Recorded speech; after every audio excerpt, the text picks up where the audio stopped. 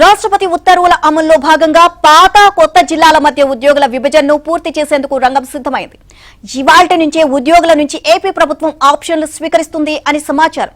ఉద్యోగుల కేటాయింపుల కోసం ఇప్పటికే ప్రత్యేకంగా జిల్లా, జోనల్, రాష్ట్ర సచివాలయ స్థాయిలో కమిటీలను ఏర్పాటు చేశారు. ప్రభుత్వంలోని 33 విభాగాలు తమ పరిధిలోని కేడర్ విభజన ప్రతిపాదనలు పంపగా ఈ నెల 15నే ప్రభుత్వం వాటిని ఆమోదించింది. ఇక ఆయా శాఖల్లోని సిబ్బందిని కొత్త, పాత జిల్లాల మధ్య విభజించనున్నారు. సీనియారిటీ జాబితాలు రూపొందించి కొత్త జిల్లాలకు ఉద్యోగుల ఆప్షన్లు స్వీకరిస్తారు.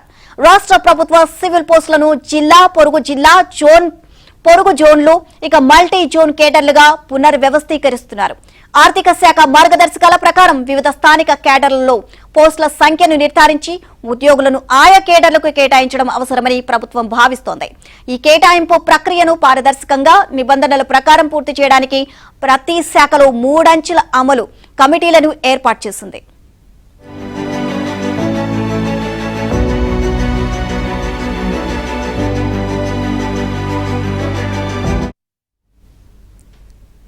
జిల్లా స్థాయి కమిటీకి ఉమ్మడి జిల్లా కలెక్టర్ చైర్మన్ గా, కొత్తగా ఏర్పాటైన జిల్లా కలెక్టర్ కో చైర్మన్ గా ఉంటారు. జిల్లా, పొరుగు జిల్లాల కేడర్లలోని ఉద్యోగుల కేటాయింపు ప్రక్రియను వీరు పర్యవేక్షిస్తారు. శాఖాధిపతి స్థాయి కమిటీలకు సంబంధిత శాఖల అధిపతులు చైర్మన్లుగా, జోన్ పరిధిలోని పాత, కొత్తగా ఏర్పడిన జిల్లాల స్థాయి శాఖాధిపతులు సభ్యులుగా, జోనల్ హెడ్ లేదా శాఖాధిపతి సిఫార్సు చేసిన ఎవరైనా సీనియర్ అధికారి సభ్యుడు లేదా కన్వీనర్ గా ఉంటారు. పాత, కొత్తగా ఏర్పడిన జోన్లు, సరిహద్దు జోన్లలోని అన్ని శాఖల్లోని జోనల్, పొరుగు జోనల్ క్యాడర్ పోస్టులకు ఉద్యోగులను కేటాయించడం వీరి బాధ్యతగా పేర్కొన్నారు. ఇక సచివాలయ స్థాయి కమిటీలో ఆయా శాఖల సెక్రటరీలు చైర్మన్లుగా, ప్రతి మల్టీ జోన్ పరిధిలోని జోనల్ హెడ్స్ లేదా సెక్రటరీ సిఫార్సు చేసిన సీనియర్ అధికారి సభ్యులుగా, సంబంధిత శాఖాధిపతి కన్వీనర్ గా ఉంటారు. పాత జిల్లా పరిధిలోని అన్ని పోస్టులను పరిగణలోకి తీసుకుని కేటగిరీల వారీగా పోస్టుల సంఖ్యను గుర్తిస్తారు.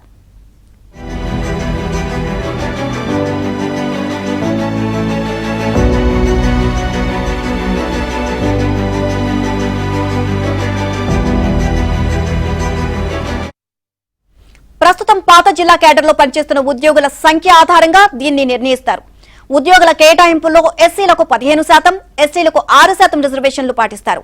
పాత జిల్లా కేడర్ ఉద్యోగులు కొత్తగా ఏర్పడిన జిల్లాలకు లేదా మిగిలిన పాత జిల్లా ప్రాంతానికి తమ ప్రాధాన్యాలు ఎంచుకునే అవకాశం ఉంటుంది.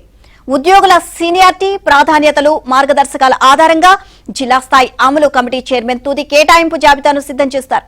అనంతరం దాన్ని కేటాయింపు ఆదేశాల కోసం సంబంధిత శాఖాధిపతులకు పంపుతారు. జోనల్, మల్టీ జోనల్ కేడర్లో ఉద్యోగుల పంపిణీ కూడా ఇదే విధంలో ఉంటుంది. ఇక రాష్ట్ర స్థాయి పోస్టులు మల్టీ జోనల్ పోస్టులుగా మారిన చోట ఉద్యోగులు 2 మల్టీ జోన్లలో ఒకదానికి తమ ప్రాధాన్యం ఎంచుకోవాలి. ఏ పోస్టు లేదా వ్యక్తి కూడా కేటాయింపులు జరగకుండా మిగిలిపోకూడదు.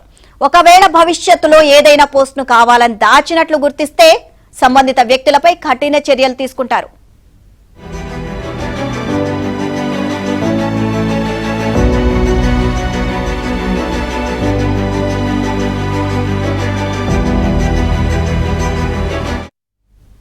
సాధారణ పరిపాలనా శాఖ జూన్ 9న జారీ చేసిన ఆదేశాల ప్రకారం సీనియారిటీ జాబితాను తయారు చేయాలి. 70% అంతకంటే ఎక్కువ వైకల్యం ఉన్నవారు, సదరం సర్టిఫికేట్ ఉన్నవారు, మానసిక దివ్యాంగులైన పిల్లలున్నవారు, పునర్వివాహం చేసుకోని వితంతువులు, cancer, major neuro surgery, kidney, కాలేయ మార్పిడి, ఓపెన్ హార్ట్ సర్జరీ జరిగిన ఉద్యోగుల వివరాలు ధృవీకరిస్తూ సీనియారిటీ జాబితాలో చేర్చాలి. ఈ జాబితా ఖరారైన వెంటనే సంబంధిత శాఖ వెబ్సైట్లో ప్రచురించాలి. ఆ తర్వాత 5 రోజుల్లోగా ఉద్యోగులందరూ తమ ప్రాధాన్యాలు తెలియజేస్తూ అవసరమైన పత్రాలతో ఈమెయిల్ ద్వారా వారి ఆప్షన్ ఫారాలను కార్యాలయం అధిపతికి సమర్పించాలి.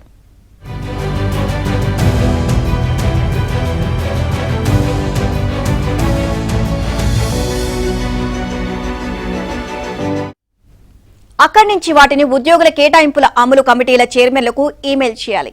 ఉద్యోగులు ఒక్కసారి ఎంచుకున్న ఆప్షనే అంతిమం, తిరిగి మార్చుకునే అవకాశం అయితే లేదు. ఆప్షన్లు దాఖలు చేయడానికి చివరి తేదీ నుంచి 2 రోజులు ముందుగానే తుది కేటాయింపుల జాబితా విడుదలవుతుంది. ఉద్యోగులకు కేటాయింపు ఆదేశాలు అందాక 7 రోజుల్లోగా కొత్త పోస్టుల్లో చేరాలి. ఈ ప్రక్రియ పూర్తయ్యాక స్పౌస్ కేసుల కేటాయింపు దరఖాస్తులను కమిటీలు స్వీకరించి 7 రోజుల్లోగా పరిష్కరించాలి. ఈ కేటాయింపులకు సంబంధించి ఉద్యోగులు అప్పీల్ చేసుకునే అవకాశం ఉంది.